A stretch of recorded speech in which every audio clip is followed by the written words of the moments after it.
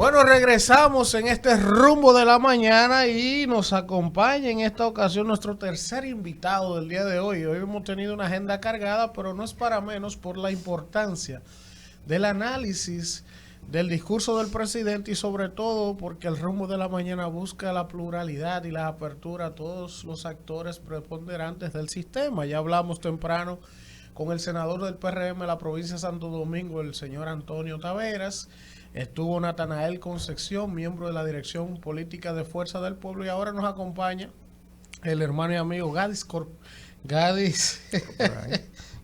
Corporán, diputado del PLD por la provincia de Independencia y presidente de la Comisión de Energía y Minas, ¿verdad?, de la Cámara de Diputados y del propio partido. Así es. Bienvenido, Gadis, al rumbo de la mañana. Muchísimas gracias, Erwin, hermano. Gracias a todo el elenco y al equipo por permitirme llegar a cada uno de los hogares dominicanos que se dan cita todas las mañanas al rumbo de la mañana, para la redundancia, y poder analizar con ustedes algunas aristas del discurso del primer mandatario. Gadis, de entrada, la opinión tuya, la visión del PLD del discurso del presidente, un contexto global un tanto complejo, convulso, pero ¿ustedes cómo ven el contenido del discurso del presidente del día de ayer? Miren, nosotros si supiera que esperábamos que el discurso llenara las expectativas de la gente. Yo entiendo que el pueblo dominicano pues merecía tener claramente establecido cómo enfrentar las posibles repercusiones del escenario internacional. Pero también el pueblo dominicano merecía saber qué se hizo durante este 2021 y qué se va a hacer para enfrentar, por ejemplo, situaciones como la carestía de los productos básicos que la inflación ha ido arropando. Sin embargo, vimos a un presidente que no le habló a la clase media, que no le habló a los pobres, no le habló a los microempresarios, pero tampoco le habló a los agricultores. Entonces yo entiendo que es un discurso lleno de promesas, más promesas sumadas a la lista, pero tampoco vemos planes concretos para llevar a destino cierto cada uno de los planes que se han propuesto ellos como gobierno. Dices que no le habló a los pobres, pero por ejemplo, ahí el presidente habló de la ampliación de los programas sociales, o sea que sí a los pobres se le habló de cómo paliar un poco la crisis. Entonces, según tu percepción, ¿a quién le habló el mandatario? Si tú mencionas que no le habló a los pobres, no le habló a la clase media, no le habló a microempresarios, entonces ¿a quién fue dirigido el discurso según lo que percibiste tú? Bueno, según lo que pudimos observar en el Salón de la Asamblea, el presidente le habló a sus funcionarios y le habló a sus amigos, los empresarios cercanos a su gestión, que han sido los que han estado marcando el paso con respecto a las ejecutorias gubernamentales. Por ejemplo, el presidente habló de un crecimiento de la economía según los datos del Banco Central de un 12%. Sin embargo, ese crecimiento afirmado por el presidente no se manifiesta en los hogares dominicanos. Cada vez que un pobre, y por eso digo que no le hablo a los pobres, va al colmado, encuentra que todo se ha duplicado y hasta triplicado. Sin embargo, no vemos políticas públicas concretas para justamente tratar de no transferir la inflación al bolsillo de los que menos tienen. Por ejemplo, vimos al presidente anunciar, ¿verdad?, un sinnúmero de medidas, pero sin embargo no ha dicho qué va a pasar con los envejecientes que tienen que comprar la pastilla de la presión todos los meses y que cuando van a la farmacia ahora le vale también 40 o 50% más. El presidente no le habló al que tiene que construir una casita para poder albergarse y todos los materiales de construcción, desde la tabla de varilla hasta el cemento, se han disparado por las nubes. Y sin embargo no vimos planes concretos para enfrentar la crisis por ejemplo, que se puede presentar con Ucrania, donde vemos que el combustible cada día sube más y sin embargo el presidente hace un año, prometió en 2 semanas la reforma a la ley 112-00 de hidrocarburos. Y sin embargo, yo soy legislador y por allá no ha pasado la propuesta. Y de hecho, le informo al país que yo formo parte de la mesa para trabajar el tema de hidrocarburos en el CES y todavía ni siquiera hemos empezado a reunirnos. O sea, para que sepan que aunque se anunció que próximamente va a haber una propuesta, se supone que se debe consensuar en el Consejo Económico y Social y todavía. El viernes pasado teníamos reunión y se suspendió porque aparentemente se iba a tocar el tema en el discurso y lo que hizo fue prometer nuevamente que se va a someter, pero ¿cuándo va a ser? Una pregunta en atención a las legislaciones que el presidente de la República se refirió al día de ayer, y aprovechando que usted es legislador y se supone que las legislaciones muchas veces se introducen en la Cámara de Diputados. El presidente habló de la ley de fideicomisos públicos que sería introducida, habló de la ley de hidrocarburos, habló también de la ley de extinción de dominios. Ustedes como legisladores, ¿tenían un briefing?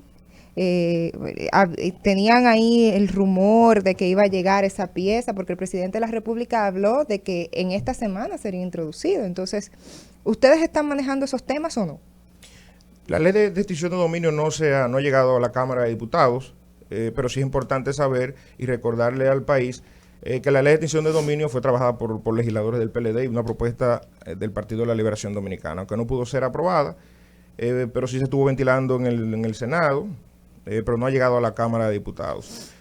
Por ejemplo, la ley de fideicomisos públicos sí se ha estado trabajando en la Comisión de Hacienda de la Cámara de Diputados, donde se crea el CENEFIT, para los fines de manejar todo lo que serán los fideicomisos públicos, que aunque la ley como tal, la que se ha estado trabajando para crear el CENEFIT no profundiza, pero sí estamos a la espera de que pudiera someterse una pieza legislativa que pudiera profundizar y crear un marco regulatorio más transparente y con mayores garantías para los fideicomisos públicos, que independientemente de que hay precedentes, si se han ejecutado algunos que entiendo que funcionan bien, 12, como RD Vial, que es un Ciudad Juan Bosch. Ciudad Juan Bosch, que de hecho es importante decir que ha sido abandonado, a pesar de que nosotros como congresistas le aprobamos una ampliación del fideicomiso de Ciudad Juan Bosch, y sin embargo no hemos visto avances significativos en la ejecución del existente ni del que se aprobó en la Cámara de Diputados. En tu condición de presidente de la Comisión de Energía y Minas de la Cámara de Diputados,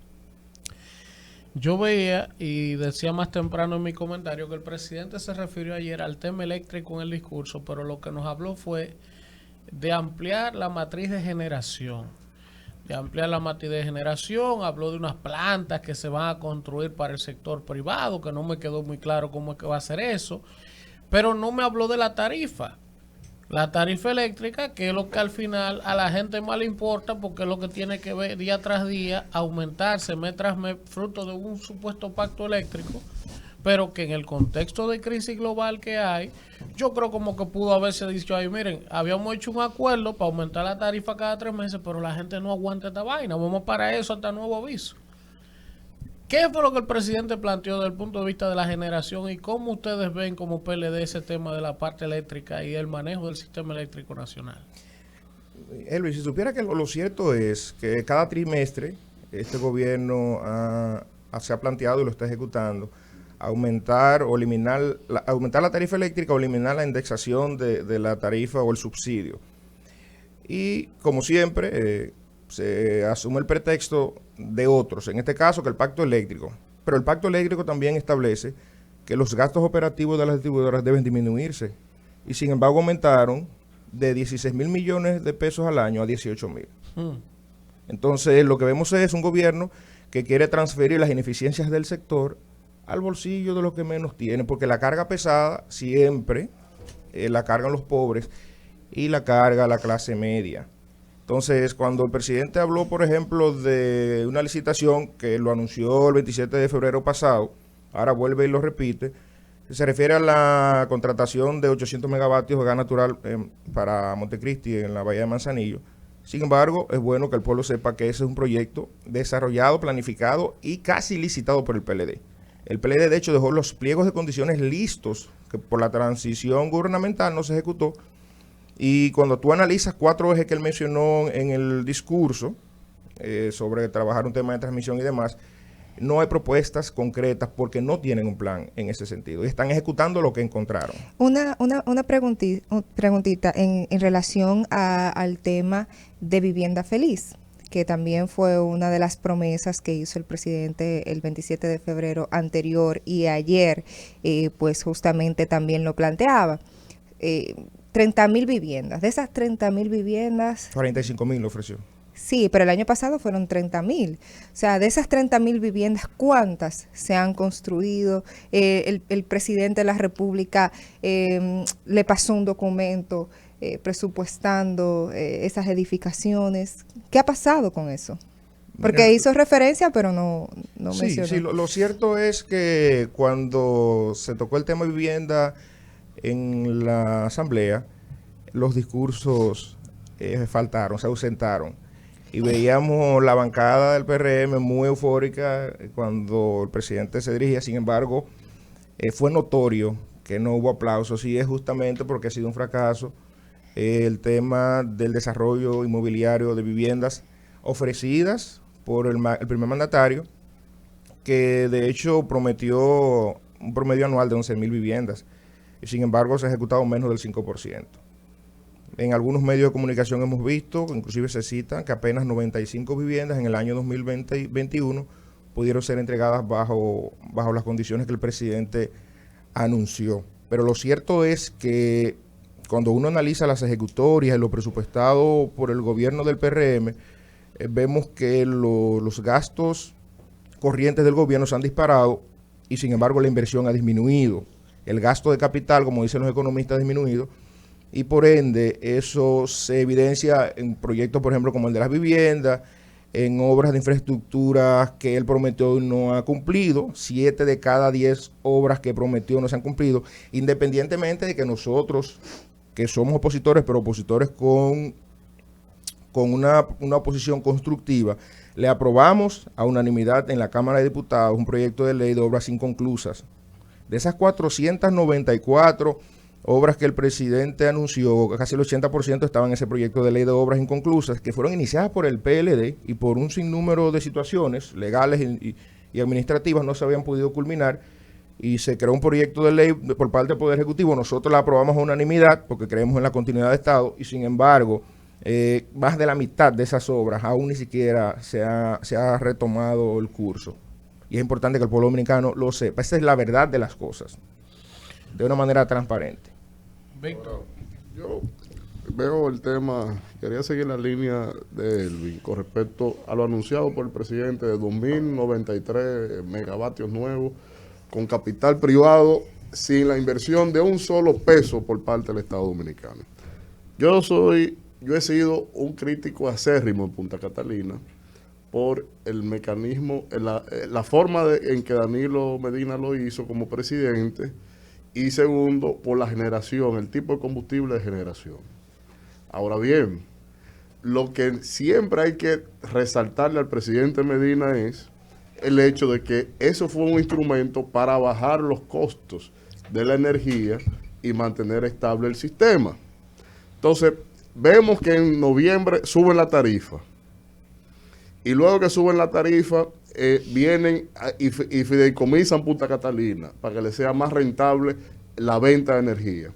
Y ahora nos dice que 2.093 megavatios vendrán por nuevas inversiones del sector privado si el Estado poner un peso. Entonces, nos están vendiendo como buena noticia algo que puede ser totalmente cataclista para el consumidor. Entonces, todo lo que Luis ha fomentado en el Congreso Nacional, Fuerza del Pueblo, PLD, hasta lo más puritano de los políticos, de los pseudopartidos, porque no son políticos nada, eso le han aprobado las cosas a Luis. Entonces, ¿cómo vamos a hacer ahora con respecto a ese anuncio que él hace y a lo que se intentó hacer desde el gobierno de Danilo Medina? Mira, lo cierto es que Punta Catalina se crea para ofrecer al país y garantizar energía suficiente y a bajo costo.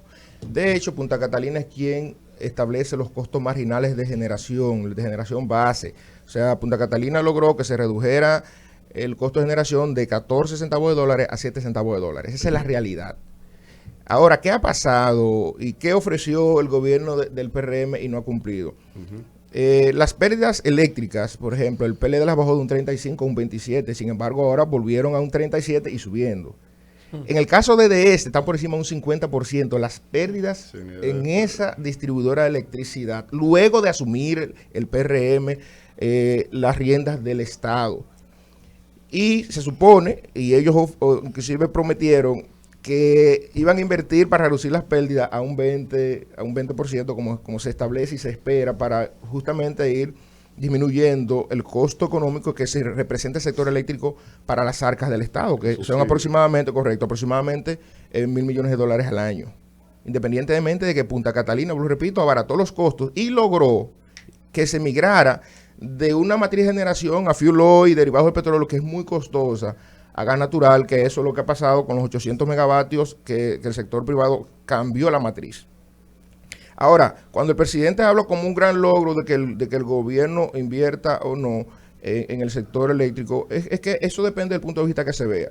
O sea, Punta Catalina está para regular el mercado y de hecho por eso la población se opuso a que se entregara, porque el fideicomiso no es malo como tal, es la forma en que se creó este fideicomiso, que entregaba a 4 personas, de las 5 hay 4 personas que no tienen ninguna vinculación con el Estado dominicano, ni tienen sus intereses, ni velan por los intereses del pueblo dominicano. Tienen que dar respuesta. Correcto, entonces le dejó a discrecionalidad de ellos el qué hacer con un bien que es la inversión más importante y más rentable que tiene el Estado dominicano como empresa Manuel, pública, la última. Honorable, yo escuchándole, ¿por qué si Punta Catalina es una especie de panacea, ¿verdad? Logró reducir la tarifa eléctrica, es la empresa más rentable que tiene el Estado. ¿Cómo aparecen 24 diputados de su partido apoyando ese fideicomiso? Votando ahí. Sí, lo que pasó ahí fue lo siguiente. Se votó sobre la base del informe positivo que rindió la Comisión de Hacienda de la Cámara de Diputados. Es un mecanismo que existe en la Cámara. Pero luego entonces que vamos al fondo del proyecto, porque vuelvo repito, el fideicomiso, y los jurisconsultos lo saben, es un vehículo legal establecido por ley que no es maligno siempre y cuando se establezcan las cosas claras. Pero en este caso hay un interés marcado de favorecer 5 o 6 empresarios muy cercanos al presidente para beneficiarlo de una manera económica y dividir, para que ustedes sepan, entregar unas ganancias que representan casi $500 millones al año por venta de energía y por ahorro a las distribuidoras al sector privado. Porque hay algo que yo no entiendo. O sea, con luces y sombras, la obra más importante de Danilo Medina, la más importante es Punta Catalina. O sea, con luces y con sobrevaluación, con vaina, con familiares, con toda la vaina junta. O sea, eso es la realidad. ¿Cómo es que a mí me llega un proyecto para entregar eso al sector privado? Y siendo la obra más importante que yo tengo, yo no convoco a un grupo de técnicos, a mis legisladores. Mire, cada articulado de ese proyecto ustedes tienen que leerlo. ¿Cómo que ustedes dicen que se fueron a un informe, una cosa? Porque eso es como una cosa de novela, ¿no? No, mira qué es lo que pasa. La Cámara funciona de la manera siguiente. O sea, yo sé cómo funciona, yo me refiero a ese proyecto en específico. Sí, pero por ejemplo, es un proyecto que no estaba en agenda. Un proyecto que no estaba en agenda y se modificó agenda para conocerse ese día. Se conocieron varios fideicomisos, inclusive el de Pedernales se conoció ese día. Y como habíamos aprobado muchos proyectos de fideicomiso, y vuelvo y repito, lo que se había dicho en el informe de la Comisión de Hacienda, lo que establecía era que simplemente era despolitizar, entre comillas, el tema Punta Catalina para lograr una administración independiente, y como se estaba planteando la eliminación de CDE, pues sobre ese argumento fue que se planteó el informe de comisión positivo. Y como funciona la votación allá, se rinde el informe de la comisión. Si es positivo, entonces el pleno lo apoya. Y si es negativo, entonces no se apoya. Entonces, sobre esa premisa, por la rapidez ya para cerrar la legislatura y modificar la agenda para incluirlo en la agenda del día, que nosotros no sabíamos, por ejemplo, que se iba a conocer ese día, pues sobre esa base se generó una circunstancia y se aprobó. Pero no fue que se conocía el fondo o que había una intención marcada para aprobarlo de esa manera. Gracias. Inclusive cuando el PLD entonces estudia ya con los jurisconsultos, que de hecho antes tenía COVID en ese momento, no se pudo estudiar bien el proyecto, entonces toma una decisión y por así decirlo, se asume la culpa de que, espérate, se aprobó, pero debe retirarse. Eso llegó en noviembre, acuérdese, el legislador. No, eso no es cierto. Señores, yo tengo la carta del presidente de noviembre. La comisión lo conoció unos 15 días antes de conocerse en el Pleno. Gracias, Gadi Corporán, por haber estado con nosotros, diputado al Congreso de la República por el PLD y presidente de la Comisión de Energía y Minas de la Cámara de Diputados. Gracias por estar con nosotros en el Rumbo de la Mañana. Vamos a un contacto y regresamos en breve.